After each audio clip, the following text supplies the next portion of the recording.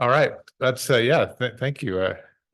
We'll go ahead and get started. This is our April 16th meeting of the Homeless Advisory Meeting. Welcome, everybody. My name is David Giels. I'm the current board chair, and I also am the behavioral health director at Coos Health and Wellness. I guess that's why I got enlisted into this role. So we'll go ahead and do introductions. There, you got to push the button, otherwise, we could. I'm Ron Moore. I'm the North Bend representative to the board. Thanks, Ron. And then I think looks like we have maybe Stephanie online. Yes, Stephanie Kilmer, Coos Bay City Council representative. And sorry, I apologize. I was going to be there and looked up and there was no way for me to make it from here to there in time. No worries. That's the benefit of our technology these days. So, and I can't. Any other board members online? Okay. I do know Nicole Rutherford will not be here today. She's been sent on assignment up into the Portland area and maybe is on her way back. So, all right, let's go ahead and go through our agenda. So we'll start off with the funding update. So we'll see where we are. They start off with the summary section. So we have basically we have the 4 grants that we're currently working under. The first one is the pilot grants. So you can see we have a balance left of about 133,000 on that, just over. And there really have been no expenditures recently on that, as we have no salaries or employees drawing that down. The next is the balance of state. That's the 5019 funds. This was the largest of our grants. We spent just under about 475,000 on it, and we have about 1.452 million left on that one. And I believe most of those funds are needing to be expended or accounted for by the end of the biennium by June 30th. Running slow. Hi, Drew. Howdy. Then we have the EO ORI grant, the Oregon Rehousing Initiative. And on that one, we've expended about 393,000, and we have about 8,000 left on that grant. And then the last one is the YEHA, or Youth Emergency Housing.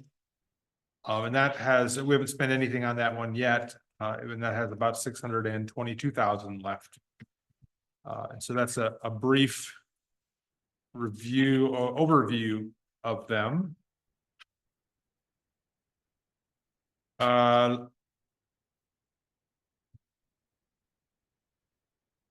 Maybe we'll go ahead. And then there's the details. If you guys see in the following one, we have the detailed expenditures under each of them. You can see that the HB4123 pilot, again, you can see that there's been very little expenditures in that. On the 5019, you can see we're starting to ramp up on the expenditures on that grant. This last month, we spent about 252,000, and so I think that clip will continue to be present month in, month out until the end of the grant period. I believe that's probably mostly due to AYA's efforts, I think, primarily. We have the ORI grant, and you can see similarly, we've just started the major expenditures out of this grant. We spent 267,000 this last month in March. And I think that too is also Mr. Cooper's expenditures. Good job spending the money. You would think it'd be easy to spend money sometimes, but it's actually on top. It's not easy. And then finally, we have the YEHA, and you can see that there's been nothing expended. And I would just point out that grant expiration date is longer. So we have till 2026 on that one. So there's not the same level of urgency to get those funds out the door. So,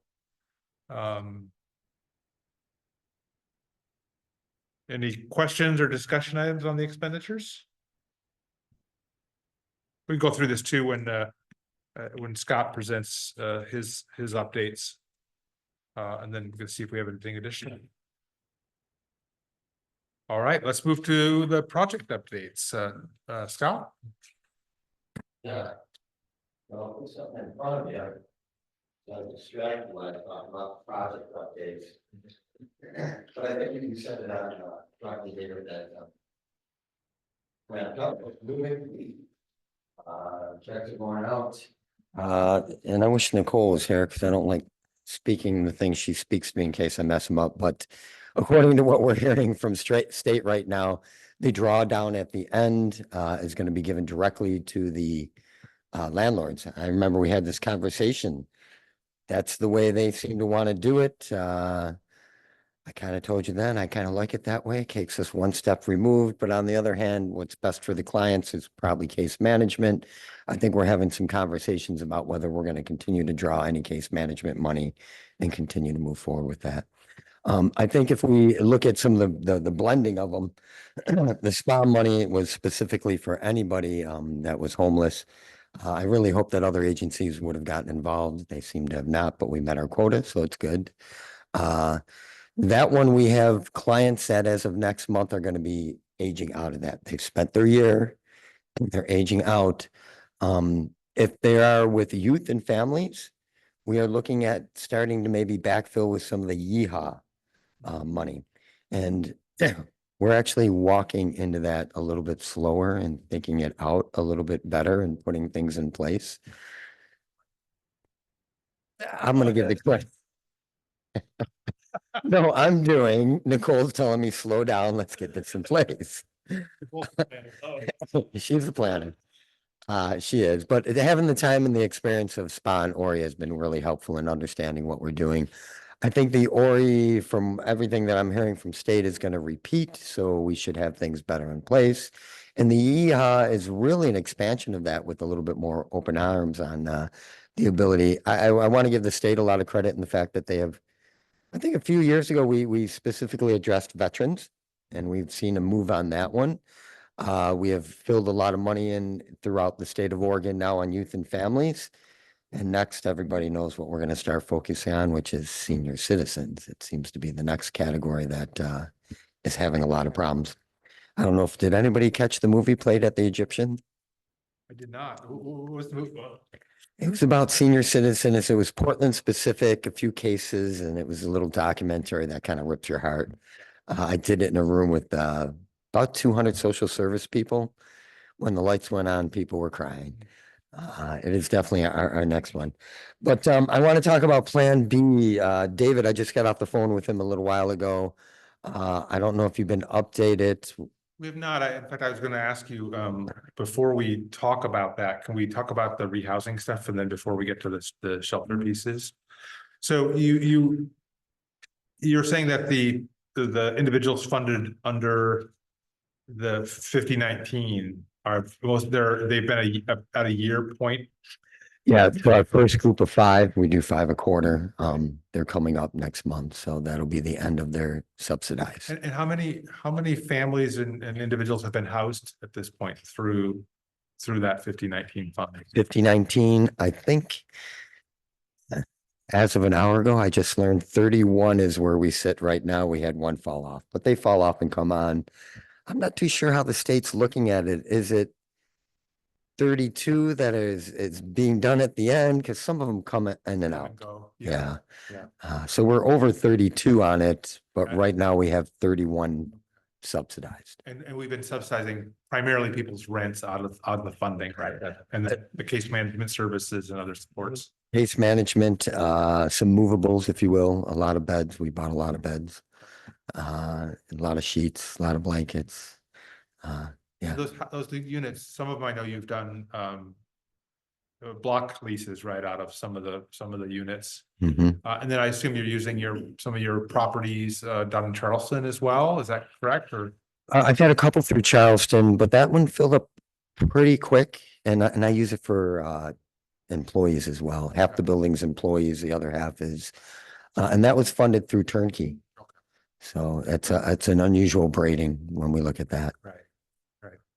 And so then the funding for this, because these grants are going to be done at end of June, you're saying the state then is asking us to go ahead and prepay the landlords for those tenants so that those individuals also will have that opportunity to have potentially up to a year as well. Is that Correct. okay? And I think it's a moving target because the money moves every month, like this one. But I believe we've been for the last 2 months guaranteeing up to 6 months. We didn't want to overexpend because it would probably come out of our own personal pockets. Yeah. So yeah, the putting the trigger on that number, I've got 60 days and we're getting closer every single day. And how does it, I encountered this with a situation with an individual just about, how they had gotten some benefit from these, this having this situation where basically a good portion of their rent was paid. But then as the program falls away, that transition seems, I mean, is there opportunities to bridge? I mean, what is likely to happen for those people that have these supports that are necessary? And then those supports are no longer funded, but. Yeah, so let's talk about what we do on the front end. Yeah. When they come in, down to HUD we go, down to Orca we go, we start getting on every single list we can. We talk about Social Security, we make sure that they have their proof, OHP, Social Security card, birth certificate. So we get the foundation going and we put them on those long-term lease. The average, I think we have, I'm on HUD's board, you think I could spit this out? 1,200 vouchers out there right now in 3 different categories because they have different categories in HUD vouchers. And the reality is very few of them get used. So finding a client that has a clean credit, clean eviction notice, and a job that is 3 times as much as their rent. That's standard. You should be making 3 times of whatever your rent is going to be. Meaning that most of them need to make about $4,500 a month. And we're just trying to get them back into the game. Yeah. So we start with that premise and that point and we move forward, and that's where the case management comes in. And this was written up very oddly. In order to receive the money, it said we cannot force case management on them. Right. And we've had various degrees. Some people want case management, some people don't. But this is the spot that comes up. So SPA, they're going to go away. There's no more funding coming up. Ori, not only are they saying there should be more funding coming up, but Yeehaw is so similar that it will backfill.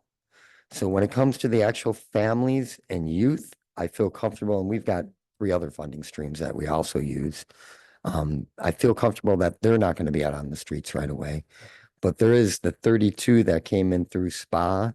Some of those are definitely, and we're having these conversations with property management companies already. If there's 60 days left to go on this individual, we know they have no rent. I feel as a community person, I have an obligation to tell my property management person, I am not funding them 60 days out. You might want to get an eviction notice now, because if you wait to the last day, it's going to take you, they're going to be into Drew's system in order to be evicting them. County. Well, the county system. No, there's just there's a long process in order to evict somebody nowadays. And it's wrong on both sides. There is no happy medium. So best case scenario, somebody had an opportunity to get potentially on a HUD list and get a HUD voucher that they can use. But worst case scenario is that may not happen, and then they might. I know that we've got HUD on so far, but that's out of 64. That's not really good odds. Yeah.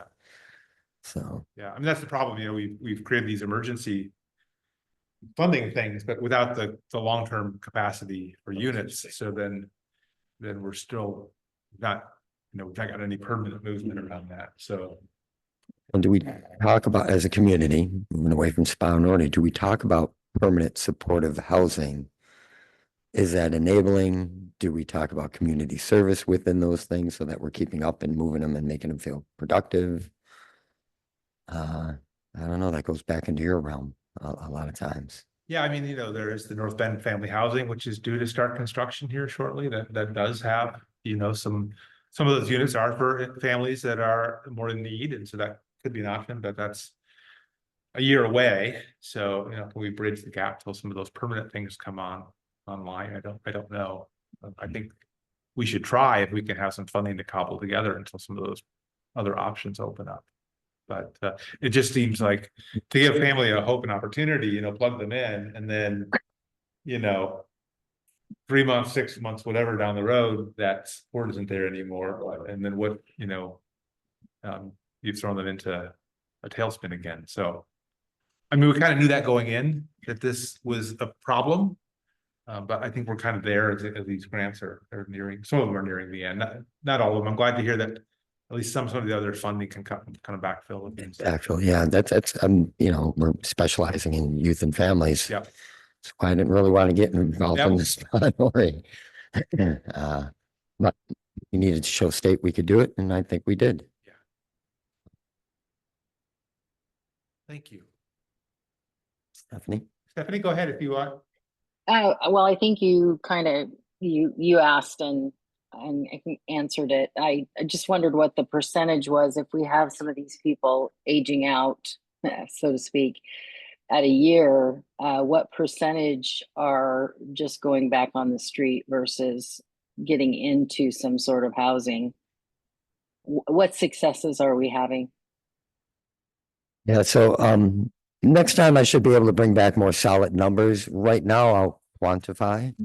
And I'm going to say 25% of them have gotten jobs, have got themselves in a pretty good shape. Another 25% started to get jobs and maybe fell backwards. And they're in a questionable point. But that 25% has the ability still to pick up a job and get back on their feet. So let's say 50%, and it'll be interesting when I bring back the actual numbers. I'm going to say 50% of them we've been successful with. And then if we're talking and bringing in the ORI, I'm going to say there's another 25 to 50% we'll be able to continue to fund forward. So. And is that kind of the average that we see normally? I will not say I'm a I've somehow become a housing specialist. I don't know how. I think, you know, so that's a good question. I do think that at least with some of the models, like the model for permanent supported housing, the expectation is excess is closer to 75%. So, but that's with a lot of services embedded around the housing, like right there. But it's with that case management implemented. Yeah, that's with a full array of supports around. Of course, that's for individuals that are more, you know, chronically homeless. So it's really, you know, a sort of a tough group to help sometimes, but their expectation is success rate around 75%. And that's, but of course, embedded is the rental subsidies are a given. So that part of that project is the rent subsidies are based on people's income, and so that's supported. So that's not the situation what we're dealing with here, where that subsidy piece is not guaranteed, right? Yeah. So. Thank you. And that's an interesting question. Let's say that 15% of Coos County falls into that below the poverty rate at 30%. If we took that number and backfilled it and said, we need this amount of subsidy, and then asked ourselves, what does the case management look like to get them back to where they need to be? Because, you know, I believe in not just teaching a man to fish, but feeding him while I'm teaching him. Any other questions for Scott around the rehousing piece? No. I wanted to just, before Scott gets into the other piece, I just wanted to share with you all, this is from Nicole's report that she gave me. So, you know, we have, for a while, we have supported the Salvation Army's project around shelter. And it appears that project has, I don't know what the right word exactly is, but it looks like it is not going to happen. Oh. Especially within the timeframes that are required. So, you know, basically these funds, as you guys know, are supposed to be, they're supposed to be spent by the end of June. And according to, I think, to Major Kaufman, his organizational structure is not in agreement that they can get that project going within those timeframes. So unless that changes last minute, that seems to be the case, that Hope Village is not going to occur, at least in this iteration. So I apologize if I'm incorrect from that, but that is the information that I got from Nicole, who had these discussions with Major Kaufman, and I did confirm it a little bit with him the other day, that was his understanding as well, unless those were any kind of last minute changes, that was going to be the case. Is it just, it isn't gonna get done by the time, the allotted time, or it's not gonna get done at all? So they go together. So, you know, what our plan was, we had allotted, I want to say $750,000, almost $800,000 for that project, but the caveat was those units had to be up and running by the end of June. The Salvation Army also had worked with the tribe, the Coca-Cola tribe, I believe it was. They had a pot of money as well that also had to be expended, that they were also going to be able to use. Well, if they're not meeting our deadlines, they're not meeting the tribe deadlines. And so those two funding were what was going to put this project together. Mhm. So unless there's another source of revenue that they can use or tap in, this project looks like it will not happen. So, And David, Yes, the last thing that I heard from Nicole was she was still working diligently with the powers that be at the state level, and I don't know if that has come to completion, and this is where we are. But I know that she's. I think the last word she said to me is we're trying. So to see if they can't work something out, knowing that deadline is coming up. yeah, thank you, Stephanie. That's my understanding, that she's still trying, but when I spoke to her last week on Friday, I think it didn't look promising that the state would change its. And I don't know why that is. There might be some other things that about how this money came to us that might, and sometimes it's legislatively mandated that has to be spent. So, I mean, it would be great if we could extend it, but my understanding is that looks like it's not the case. So I think also Nicole's been looking at other potential options rather than to let this money just go away without using it in our community, to see if there's another opportunity. So I believe that's why Mr. Cooper may have put this other thing in front of us, but I just wanted to lead up because I don't know if everybody. I didn't know that. Yeah, and I Um, mean, I think all of us were getting, I think I was getting a little nervous, like it was getting close to crunch time, and you know, in my world, if you don't start to see like a building taking shape or some roads being laid, you wonder, like, are we gonna really meet this? And we kept getting assurances, oh yeah, we can still meet the timeframes, we can still meet the timeframes, but I think, you know, what I've recognized too is that Major Kaufman has done, I think, an excellent job here, but his board, that is not here in Coos County, operates under his own guiding principles, and so I don't, you know, he did not have he did not have the authority by himself either to make this happen. California office probably shut it down. That's where the holdups were. Yeah, it's wherever their corporate, is that what it is? It's somewhere down there, Santa Rosa or something, I forget. Yeah. So that's my best information to date. do you know if there's are any of the homes been delivered? No. Okay. The one of the new hangups happened is that they went out for bid for the infrastructure costs. Some of the paving that had to happen, they wanted to renovate some of the buildings. I think they were looking at putting a laundry in and some kind of kitchen. And the estimates came back, I think, 25 or 30% higher than they had estimated originally. And so I think that was really shock. And then they gave some directive to try to get some alternatives, which really weren't forthcoming. I mean, things cost what they do these days, and most contractors are not in a position where they have to negotiate around these things. So, yeah, so I don't think and the homes, I believe they were going to be manufactured and delivered That's and, what I and understood. installed on a pad or something. So, I think some of those may have been built, but maybe they could go other places. I don't think they were necessarily fixed to come here. So So I think, if that's off the table. And we basically have $800,000 that we had designated, is there and potentially the tribe also had some funding. Is there another opportunity for us to create something? That would be helpful for our community, so. More about that, Scott. I was like, really, Scott, again? No. I do want to just make it sure everybody remembers. I was already doing the transitional. We just thought Salvation Army's project was really good. And so OHCS was down here. We did go Friday, OHCS, the tribe, Nicole, the realtor, and our engineer all went out to the Bologna Ranch and walked it through.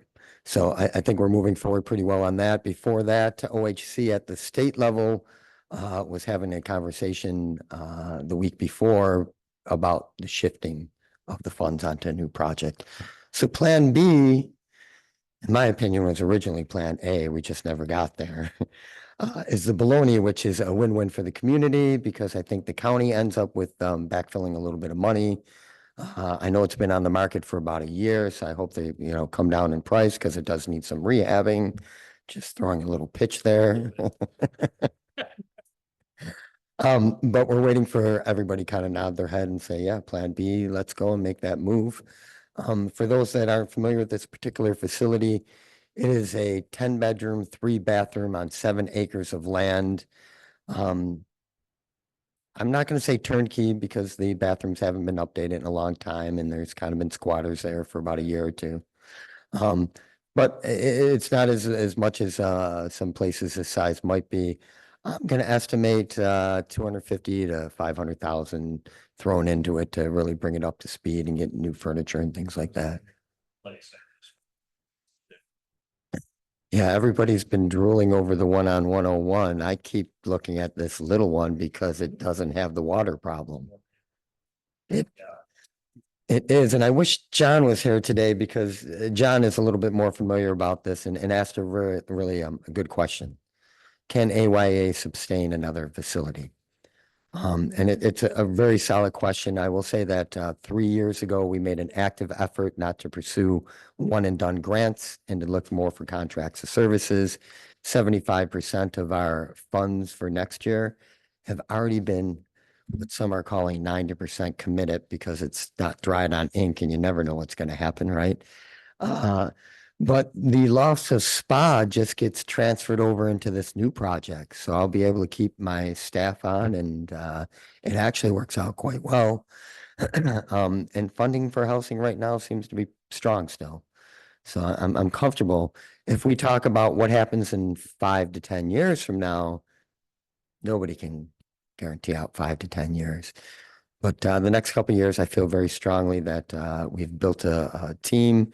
We have the funding streams to support this. And I think it's going to probably next meeting go up or maybe in a call before that, because if you read my timeline, give me the money now and we'll purchase within the next 30 days. 30 days after that, we will have the place full. 30 days after that, we'll start the construction. So before the end of the grant, we will be able to draw down all the money, have people in places and have the facility online. Little aggressive timeline. It's going to take the county saying, yes, this goes smooth. I've been working pretty strongly with Matt. He's been a wonderful teacher. As I know you heard on Friday at the meeting, I consider everybody my teacher. There's been some zoning problems that are actually already dealt with at that particular location, never got changed. Whereas if you went to the other location on 101, there might be some zoning problems and engineering problems. This facility doesn't have those problems. And that was the walkthrough on Friday by all the people. The Coquille Indians actually brought their housing person in. Is that right? So that's already been. I went through it with my engineer, realtor was there, housing person was there from Coquille. Yeah, no, we're moving on it. This is the property right on 101-42 split, right? That's the Old Boys Ranch, right? No, this is not that property. Not this. This is Shingle House Road, Carl Road goes, Carl Road. Yeah, So that one is in better overall, probably situated. it is. Actually, my engineer was really excited. So was the person from the housing. They found a crack on one doorway that used to be a garage. And I'm like, really? This That's is the old girls' side. Girls Ranch, or we could sometimes call it shelter for many years until they sold the Girls Ranch. Yeah. Which was interesting. AYA had its classroom in the basement. I went down there. I'm like, oh, nobody took down the stuff. Stuff too. Yeah. Yeah. Yeah. We might knock at the county's door and, hey, you want that pool table and that bedding? So the funding would potentially allow you to purchase the building. And then the Coquille money could help also with some operational money as well. Is that your? Operational and renovation. Yeah. And we, That's my concern is, buying something is great, but the operating over time, year by year, how do you pull that off? Because there's not funding, right? It's not as easy around operations sometimes. no, and nobody thinks about maintenance cost on older buildings. I mean, we do a toilet and a hot water tank every week, week in and week out. And this is what I've explained to my board. I would not even think about getting into housing except we happen to have a development trades program that uses it as hands-on experience, which oddly enough takes you more time because you're teaching somebody as you're doing it. But now it has a dual benefit. It's a braiding of it. So. And OHCS sounded willing to have us make this sort of last minute change. The head of OHCS pulled me to the side. She didn't seem to have a problem. It goes back to Mike Severo. I haven't heard a word on that one. The person that writes up the policy was with us as we walked through the place. She happened to do a tour of our Charleston school the day before. This would look at serving the same population that the Salvation Army would really, that was the same. No, I've kind of got a specific population we're looking to do because we're youth and families. We want to talk about teen mothers and people aging out of foster. Because it's spreading the funding a lot better, particularly the foster youth. We already have the ILP program with the DHS. And I don't know, here's a statistic. 30% of the kids that fall out of DHS are homeless the next day. Yeah, they age out and they're homeless the very next day. It's just a crazy thing. And I don't know what's in the water lately, but I've got a lot of teen parents. And I want to create a more environment where they can last longer and they can get more supports to becoming adults. These are teenagers. They're not adults themselves, let alone ready to take care of babies. So it's something that has been in back of AYA's mind for years. I know Drew has heard me say things about this location. So yeah. Scott, did you say 30% aging out of DHS are Yeah, I homeless just and- heard that at an ILP program the other day, and that was shocking to me. We actually testified at state, and one of our partners came in with that number. I was shocked at that. And then there's high rates on how many end up in jail, and it just went on and on and on. We know that these are very, very vulnerable individuals. So wrapping around them and at what cost per unit per year, that's another conversation for another day.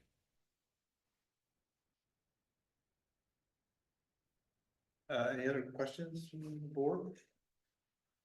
No, that's quite a lot to think about. Yeah. I mean, it's amazing. Yeah, it's a quick pivot. Yeah, yeah. And we quickly pivoted to the Salvation Army. And it was in a conversation in this building with state that it just seemed to be very sensible. It was a great program, great for the community. Salvation was a much bigger entity than AYA, and it just made a lot of sense at the time. 2 weeks ago, I heard that there's a pivot back, and I just started running with the ball, and it seems to be moving. To the credit of Nicole and hopefully OHCS. We'll wait and see on that one. Yeah. I would say there's been a lot of discussions about options. I mean, even though, we went with the Salvation Army, there's been other work. There's been some discussion about the other Bologna property at various times too, as being a good site for some kind of transitional. And I know Matt Bergerstrass has been one of the ones thinking, hey, we need to look at the use for that. Even though this one, I think, is a little bit easier to, with, you know, to kind of prop up without doing all the other infrastructure work, but, yeah, there's been a lot of discussion just about other opportunities that we could use in this community, so. You are on Spark, right? I have been, and I'm not really, You're not officially on the No. board? Okay, because there's been a good conversation, Stephanie, Matt, myself, and a few other community members. How do we continue to move that Salvation Army project forward? So I'm not going to say it's done and over with.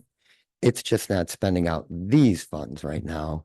It's obviously a project that is in the folder, on the shelf, just waiting to be pulled off. And for those of you who may not know, Spark is really, I don't remember what it stands for, but it's really, this focus on trying to have this transition of housing options so that you have housing at every level for people to enter and then to kind of, you know, graduate to being self-sufficient around housing and also the supports, the mental health supports and the case management supports around all of that.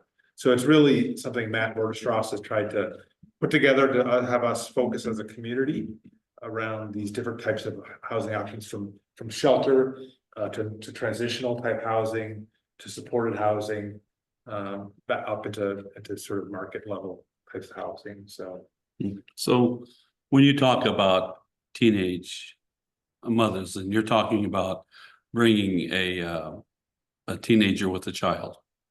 we have a half dozen right now. Okay. You're not talking about bringing pregnant teenagers in. Oh, no, that's definitely, I'd rather get them before they even have the baby. All right. As soon as I can get them in, let's start working with them and see And what we so can this do. facility, is that what I saw? It had 20 units? It's listed as a 10 unit. When we walked through of it, 2 of the units did not have closets, so they can't say they're bedrooms. So we talked about that. It's easy enough to put closets. There's another one that we thought was good for a larger family that would need a bathroom put in, and that's part of the renovation. So we see tons of potential. Besides the fact of 7 acres, had no idea it was sitting on 7 acres. Yeah. Usable acres? Flat acres? Up shingle house? I've never seen a flat land up there. No, there was no flat land. Okay. But I will say I presented Friday on an alternate way of building. Looks just like me. Even that piece isn't flat. You got to walk down steps to get into the. Yeah. Question here. There is a lot of plates spinning on this, and I'm excited that it seems like those are being managed. But how reasonable is it? Do you feel the negotiation is with the county, and what are they doing to help move this forward? Because when you're talking about property or land transitioning, that sometimes takes time. I defer to Drew. I think that's a fair advantage to put on. No, we're looking at. Drew, I can't hear you. There we go. Did that work? That's it. Yes, thank you. Sweet. Did you already talk to Cole? Yeah, so this was the proposal I made about a week ago. Matt Verdestrass has been working on other things. He just sent me that one last night. Okay. I do believe we went through a bunch of the zoning stuff, and everything keeps checking down the Okay. list. I mean, obviously, you know, as you're aware, yeah, going through any governmental system, there's a process that has to be followed. So Yeah. obviously, you know, it's on the market, right? I mean, it's so anybody could buy it. The price is listed. I assume there's a process for negotiating and I mean, it would be ultimately a contract with the county for the purchase. I would like to use the words of Chris Castleman for a moment. There was a conversation about not allowing the Bologna properties to go back to nonprofit because they do not pay any taxes. And for some reason, I wasn't even at the meeting and we had not been in negotiation. Chris Castleman believes that AYA would do the right thing with it and it would be all right. Something like that. I'm like, I don't know, but I got the endorsement of Chris Castleman. Yeah, that to your list. That's a big one right there. I didn't think he endorsed anything except for, I don't think it'd be a problem though, as long as. I mean, if it got a bid and it goes away, the only delay from our side might be the family that's in it.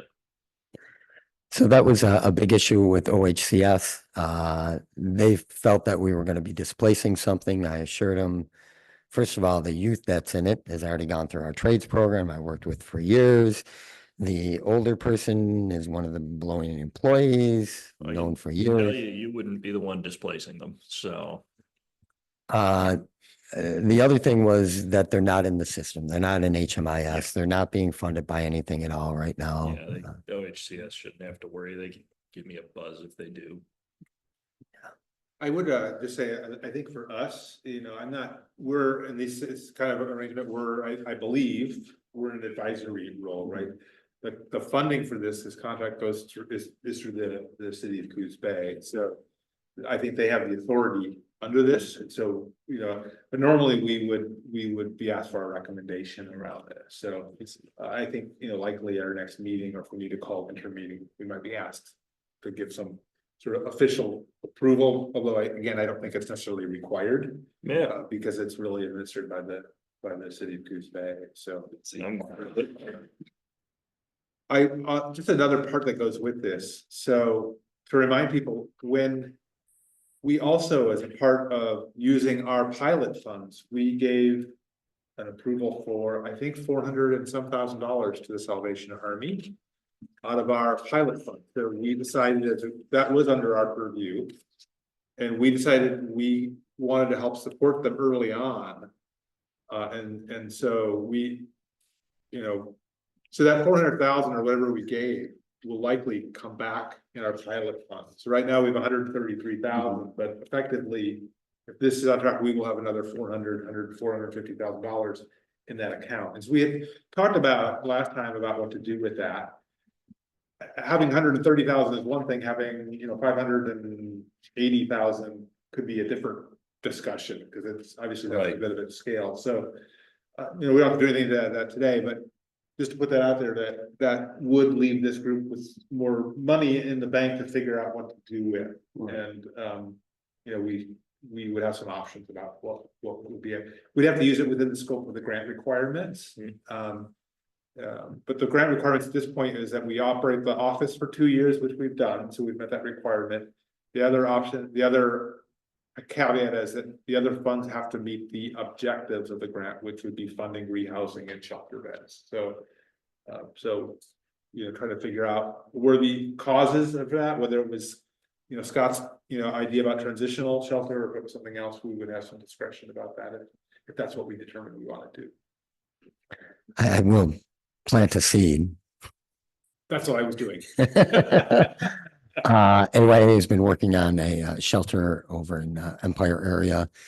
3 years it's taken us to get through planning, but we are there and we're going to be starting construction this summer. It's not fully funded, but excited about that one. It's in partnership with Judith Van Mogen right now, who's been patiently waiting 3 years.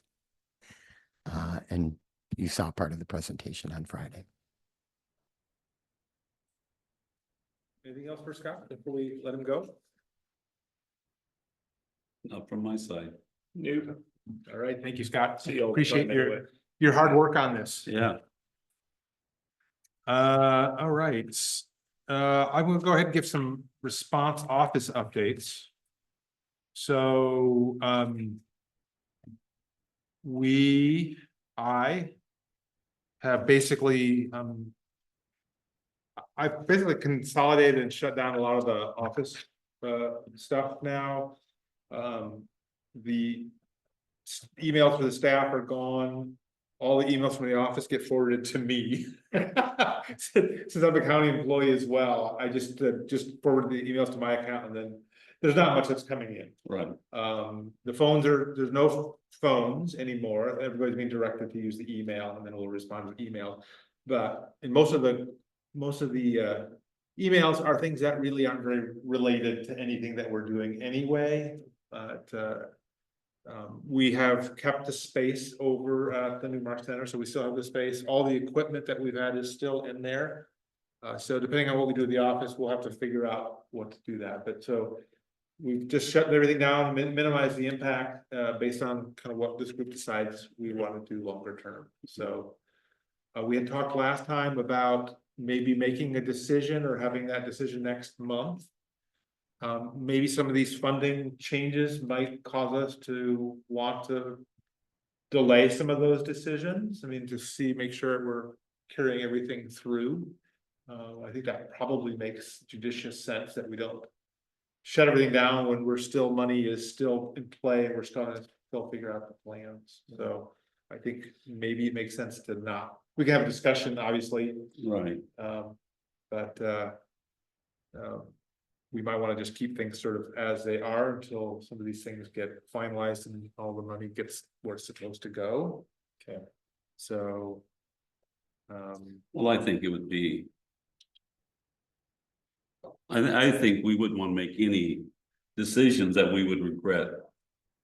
Make sure that all of our ducks in a row before we make. Yeah. Give it a little time. Yeah, you don't want anything terminal and then have to try to bring it back to life. Especially given how quickly things seem to be changing. So Evidently, Scott, evidently. He's just fixing quick changes. By opening a bucket for money. Stephanie, do you have any thoughts on any of that? No, that makes sense.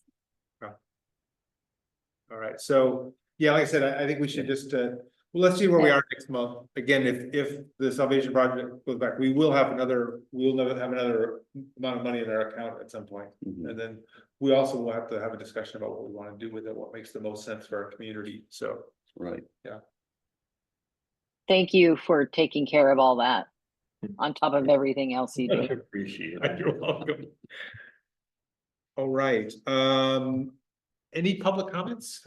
I don't think everybody online or something, sign up, so I'm assuming not. And then we'll just go ahead and do board comments.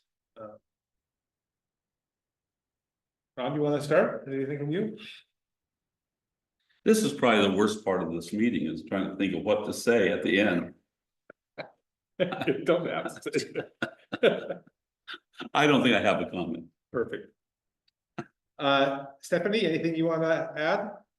I don't have really anything to say. I do appreciate that, if we need to convene for a special meeting so that we can get this to council if everything comes together. I think, I'm up for that. I would appreciate as a counselor for the city, a recommendation from this group. So a formal recommendation. I think we, as counselors, look to the response advisory committee for that guidance, and just appreciate everything and all the work that everyone is doing to take care of the responsibilities that we have with the money that's coming from a lot of people that is going through the state. So I appreciate that.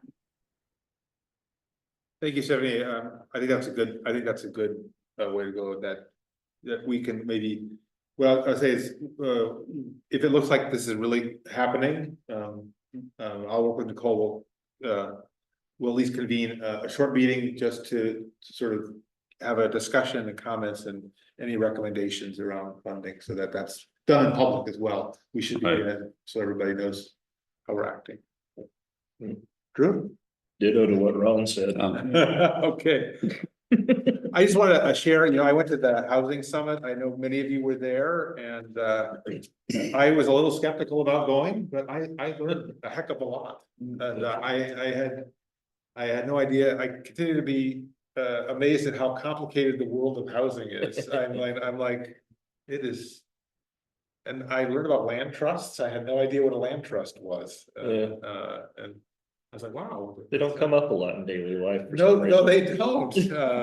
But just some of the innovative solutions around, sustainable housing. And so that was, I really had a good time. So I think they plan to do one of these every year, so if you're gonna stay in the know about housing, I might recommend that you guys take some time and at least attend one of the days or some of the sessions, so.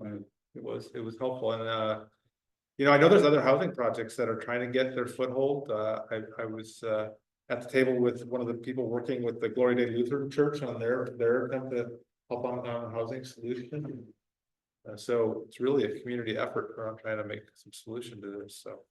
It's another big one starting in Bandon as well. Was there? It's phased, so entry level, mid-level, and a higher level, so it's an area intended to be able to live your life, like whole life, just moving. Thanks, man. Yeah. So. All right, well, hey, if there's nothing else, why don't we go ahead and adjourn today? Cool. Thank you, everyone. Thanks, Stephanie. Oh, yeah.